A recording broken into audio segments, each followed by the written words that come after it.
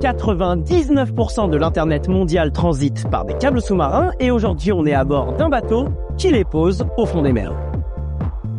Ces câbles peuvent reposer à plus de 6000 mètres de profondeur et relient tous les continents.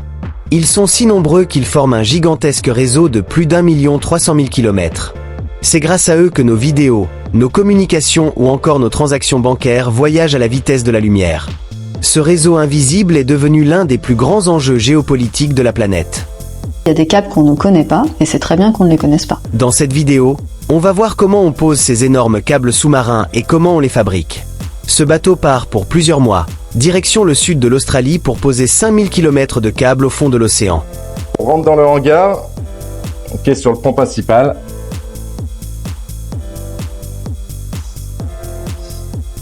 Et ça c'est les câbles là en bas. Voilà. Ça c'est du câble armé. Ils peuvent être posés de deux façons différentes. La première, dérouler. Une méthode utilisée pour déposer les câbles dans ce qu'on appelle les grands fonds à plus de 1500 mètres de profondeur. Le câble va sortir de la tank, il passe dans la goulotte, il passe à travers la machine à roue qui l'entraîne, et après on part sur l'arrière du navire. Puis il est juste lâché dans la mer à mesure que le bateau avance. Mais attention, c'est pas si simple que ça. Déjà, il faut s'assurer qu'il se déroule correctement, mais surtout qu'il suit parfaitement la trajectoire choisie à l'avance. Selon une étude préalable du terrain, de ses reliefs et de sa biodiversité. Bon, on a vu la méthode simple, mais les choses se gâtent en petit fond. Entre 0 et 1500 mètres de profondeur. On ensouille les câbles pour les protéger des agressions extérieures qui type pêcheurs, chute d'ancre, plaisanciers, et on peut les ensouiller jusqu'à 1500 mètres de fond. Alors enfouiller, ça veut dire enterrer sous la mer. Et c'est super important de faire ça car c'est en petit fond que les câbles sont le plus en danger.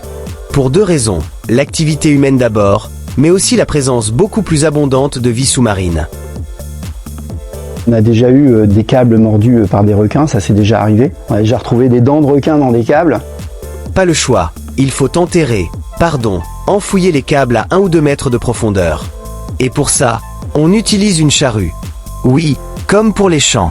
Sauf qu'ici, c'est une bête de 60 tonnes qu'on tire à 1 km de profondeur pour labourer le plancher océanique. On lève la charrue, on la met au centre, on charge le câble dedans. Et le câble, il passe par ici, la surface du fond qui est à peu près ici, et tout ça qui ensouille le câble. Tractée par le bateau, elle va creuser le sol marin avec sa dent d'attaque et le câble placé au bout de celle-ci se loger directement dans la tranchée. On pose à environ à 2 km/h et par grand fond, on passe à des poses avec des vitesses de signaux environ. Autant dire qu'ils ne sont pas encore arrivés à Sydney, destination finale du câble. Et ça on s'en rend d'autant plus compte en allant voir les gigantesques cuves de stockage du bateau. Ces tanks, comme ils les appellent à bord, font une dizaine de mètres de haut pour une quinzaine de diamètre. Lors du chargement, ces câbles sont enroulés avec précision par des lovers. Toute la journée, ils doivent parcourir des kilomètres à pied et en marche arrière en suivant parfaitement la cadence d'arrivée du câble. Et ils remplissent comme ça les cuves. Excusez-moi, je peux vous demander combien de tours vous faites en tout avant de remplir complètement la cuve? Ah ouais? Bonne chance pour aller jusqu'au bout. Et de près, les câbles, ils ressemblent à ça. Donc là, il y a deux types de câbles. Le câble plastique pour la pose de câbles en grand fond et le câble armé pour la pose des câbles en petit fond. Et ça, en Europe, on peut le faire qu'à Calais, dans l'usine d'ASN, le leader mondial de la fabrication de câbles sous-marins. Et on est l'un des seuls médias à qui ils ont accepté d'ouvrir leurs portes. Ici, on trouve des grosses machines qui font peur, des jolis fils de toutes les couleurs et surtout de parfaits échantillons de câbles. Ça là, c'est la coupe d'un câble sous-marin. C'est ce qu'on peut retrouver jusqu'à 8000 mètres de profondeur. Au centre, la fibre optique, c'est le noyau et c'est par elle que 99% de l'Internet mondial voyage aux quatre coins du monde. Là, faut se rendre compte comme ces fibres, elles sont microscopiques. Ces 200 microns, c'est même pas l'équivalent de 2 cheveux. Mais du coup, comment ça fonctionne la fibre optique? Déjà, il faut savoir que c'est un fil de verre ultra fin dans lequel on envoie de la lumière. Cette lumière est émise par un laser et selon son intensité, elle transmet un message codé. À l'autre bout, un capteur décode ce message lumineux et le transforme en signal électrique. Comme sur une autoroute, il y a 2 fibres optiques pour transporter Internet dans les deux sens. Et encore une fois, tout ça se fait presque à la vitesse de la lumière. Et si cette lumière ne faiblit pas malgré la distance, c'est grâce à des répéteurs placés tous les 80 à 100 km de câble. Donc tout ça, c'est la fibre optique. Donc vous voyez qu'il y a plusieurs couleurs, hein, donc chaque couleur correspond à une fibre. Et si elles sont de toutes les couleurs comme ça, c'est pour ne pas les mélanger afin de les connecter correctement. Le rose va avec le rose et ainsi de suite. C'est hypnotisant. Alors là, on vient de mettre les fibres dans ce tube, et maintenant notre mission, ça va être de le protéger. Ce tube est un tube inox dans lequel est injecté un gel pour éviter aux fibres de trop bouger. Étape suivante, ajout d'une voûte en fil d'acier pour protéger le tout de la pression des abysses. Autour de cette voûte, un tube de cuivre, pour conduire le signal électrique nécessaire au fonctionnement des répéteurs. Une dernière couche isolante en plastique et on a un câble basique. Une version légère pour les grands fonds. Mais plus on approche de la surface, plus le câble est lourdement protégé. Et c'est cette gigantesque machine qui va l'équiper de son armure.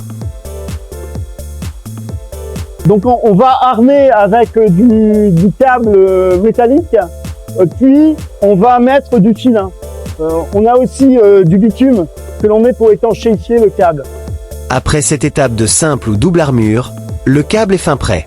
Depuis sa création, il y a 134 ans, l'usine ASN a produit plus de 800 000 km de câbles. C'est un Paris-Marseille multiplié par 1000. L'entreprise française représente près de 30% de la production du réseau mondial. Un réseau tentaculaire, surtout autour des pôles d'interaction que sont les États-Unis, l'Asie et l'Europe. Fun fact, le câble le plus court de la carte n'est même pas en mer, mais dans un lac. Il ne fait que 5 km et relie ces deux villes allemandes sur les rives du lac de Constance. Le plus long, le 2 Africa, et c'est 45 000 km. Bref, Internet c'est ça. Et ces câbles, ils coûtent hyper cher. Le contrat, c'est plusieurs centaines de millions de dollars, et on peut aller sur des contrats qui vont même parfois tangenter les milliards de dollars. Pour financer tout ça, il y a un marché, un réel écosystème avec ses acteurs bien distincts. D'un côté, les fabricants, comme ASN, qui conçoivent et produisent les câbles. Il y a aussi les poseurs comme ASN, une fois de plus, ou Orange Marine. Les deux entreprises françaises sont les leaders mondiaux. Depuis 2020, elles ont posé plus de 40% des câbles à travers le monde. Et enfin, les propriétaires, aussi appelés les exploitants. Ce sont principalement des opérateurs télécoms. Pour faire face au coût, ils s'allient en consortium et deviennent copropriétaires. Concrètement, ça veut dire que dans un câble qui contient, disons, 48 fibres, chaque copropriétaire aura, par exemple, 6 fibres. Mais ces dernières années, l'arrivée d'un nouvel acteur a bouleversé cet équilibre. Les GAFA. Leur but, posséder leur propre câble. Avant, la totalité des câbles était possédée par des opérateurs télécoms. Aujourd'hui, les GAFAM en exploitent plus de la moitié. Et ils peuvent se le permettre vu leurs moyens démesurés. De câbles, il y a encore une majorité qui appartiennent historiquement à des acteurs des télécoms. Néanmoins, un câble a 25 ans de vie. Et donc c'est là en fait que le changement est en faveur aujourd'hui plutôt des géants du numérique ou des télécoms chinois. Et effectivement, les rapports de force se renversent. Et leur expansion n'est pas prête de s'arrêter. À l'image de Meta et son projet de câble Waterworld, qui devrait relier les États-Unis à d'autres régions clés du monde pour une longueur record de 50 000 km. Une hégémonie qu'il faut toutefois nuancer, car les opérateurs restent nécessaires à l'installation et l'exploitation de ces câbles. Opérateurs qui vont gérer aussi ce qu'on appelle l'atterrage et ensuite la partie terrestre sur le câble. Une station d'atterrage, c'est l'endroit où le câble est réceptionné sur Terre et les signaux lumineux décodés. Et ça, on peut le voir sur le Dunan, un câble qui relie les États-Unis et la France et qui est la propriété de Google. Sauf que sa connexion avec la France est gérée par Orange, qui, en échange, peut utiliser une partie des fibres optiques du câble. Les câbles sont devenus un enjeu de pouvoir. Sans eux, pas d'Internet. Et dans le contexte géopolitique actuel, ils font l'objet d'une protection accrue. Il y a beaucoup d'investissements aussi sur les drones sous-marins afin de pouvoir aller plus facilement surveiller ces infrastructures-là. Malgré ça, les câbles sont de plus en plus visés par des attaques malveillantes, même si elles restent marginales. La Russie a notamment été accusée d'avoir coupé 2 câbles en mer Baltique fin 2024. Elle s'est aidée d'un bateau chinois, le Yipeng 3, qui se trouvait au moment des coupures juste au-dessus des câbles, alors qu'il sortait tout juste d'un port russe. Heureusement, ces coupures ont eu un impact limité car dans ce genre de cas, les données sont instantanément redirigées ailleurs le temps de réparer les dégâts.